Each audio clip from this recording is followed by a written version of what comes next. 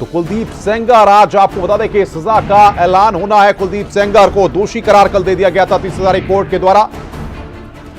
और बातचीत करने के लिए इस वक्त संजीव कौशिक, राजनीतिक विश्लेषक, हमारे साथ चर्चा में जुड़ रहे हैं। वीएन राय साहब रिटायर्ड आईपीएस हैं। टीना शर्मा बीजेपी की नेता है, वो हमारे साथ जुड़ रही हैं। और सबसे पहले वीएन राय साहब, हम आपके पास आएंगे।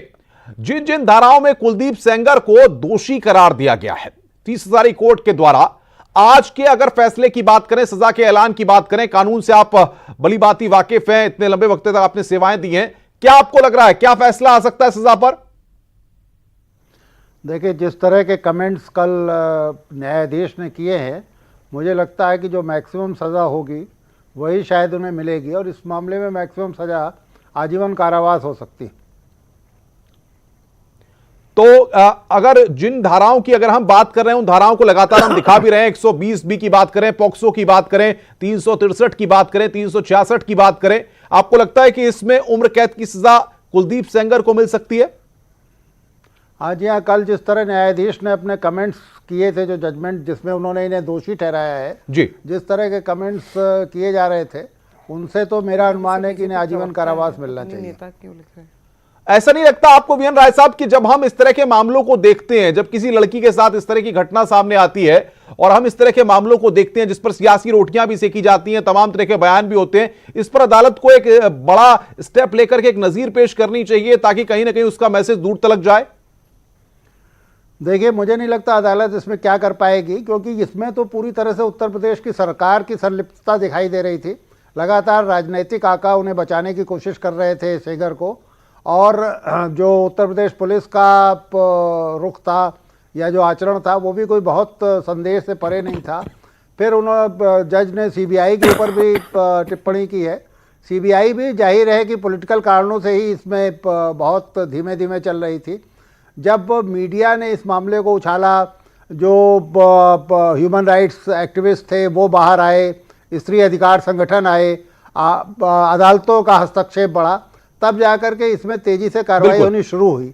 नहीं तो यानी शुरुआती तौर पर सुस्ती थी। राय साहब, ये बात बिल्कुल सही है आपकी। टीना शर्मा इसका जवाब देने के लिए हमारे साथ है, बीजेपी की नेता है। उस समय बीजेपी की उत्तर प्रदेश में सरकार थी और आज भी बीजेपी की ही सरकार है। टीना शर्मा, जवाब दीजिए।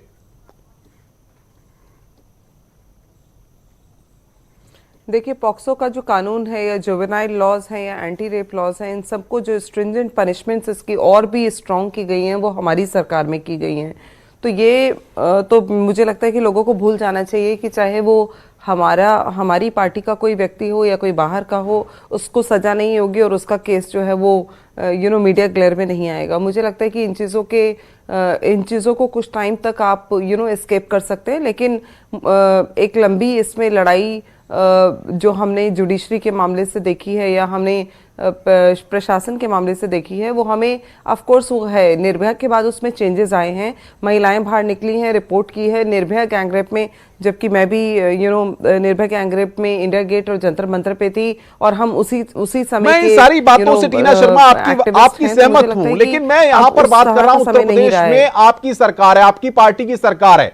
सबसे पहले जब यह मामला सामने आया, पीड़िता ने मुकदमा दर्ज कराया, पीड़िता गुमशुदगी उसकी दर्ज की गई, कहीं कोई रिएक्शन बीजेपी का नहीं आया। कुलदीप सेंगर बीजेपी के विधायक, उन पर आपने कोई एक्शन नहीं लिया। शुरुआती तौर पर इस तरह की चीजें जब सामने आई तो सरकार पर सवाल खड़े हुए, उसी बात का जिक्र राय साहब भी कर रहे हैं।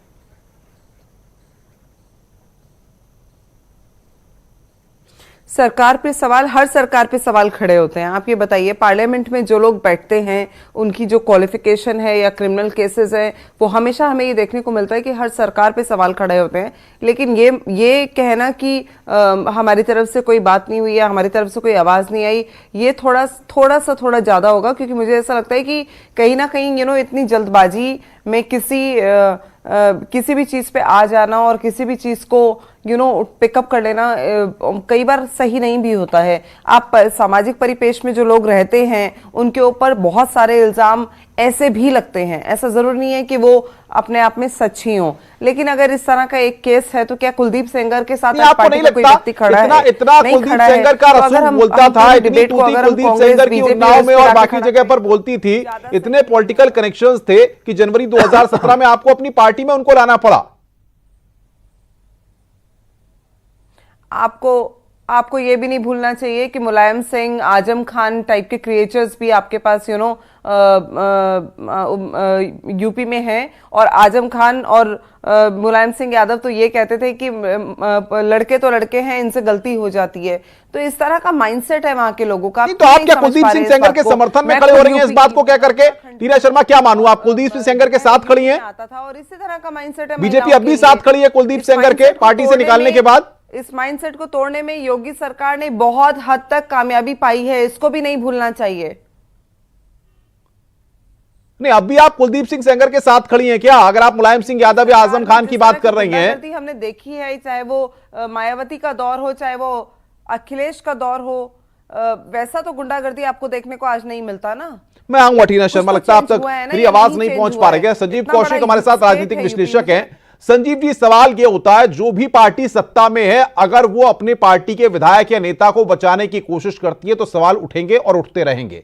लेकिन अगर इस तरह के गंभीर मामले हैं और सरकार कार्रवाई नहीं करती है या फिर लापरवाही बरतती है या देरी होती है, तो सरकार की मंशा पर सवाल खड़े होते हैं और उस व्यक्ति के राजनीतिक रसूख की बातें सामने आती हैं। क्या कहेंगे आप?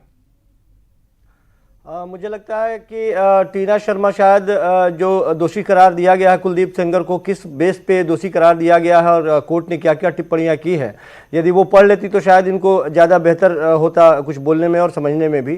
ये लगातार बता रही हैं कि सरकार के नियत पे प्रश्न या ये बहुत ज़्यादा सजग रही हैं, इन्होंने भी मेहनत करी है, संघर्ष किया है महिलाओं की स्थिति बेहतर करने में। लेकिन ये भूल रही हैं कि कोर्ट ने जो टिप्पणी की है वो CBI पे टिप्पणी की है। कोर्ट ने यह भी कहा है कि किस तरह से कहां कहां लापरवाही बरती गई। निश्चित तौर पे जो सामने दिखाई दे रहा है वो CBI के साथ साथ सरकार के ऊपर भी बहुत बड़ा प्रश्न खड़ा करता है।